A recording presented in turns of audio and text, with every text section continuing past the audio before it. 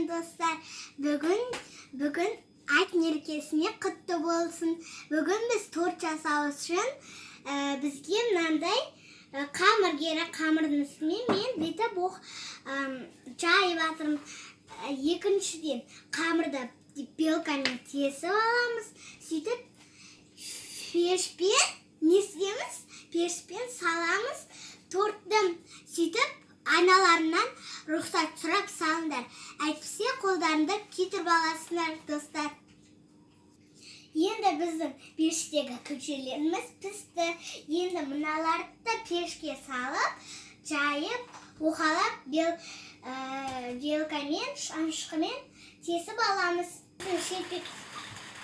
Міне біздің шелпектеріміз пісіп дайын болды. Енді дайын тұрған кремімізді мына шелпегіміздің үстіне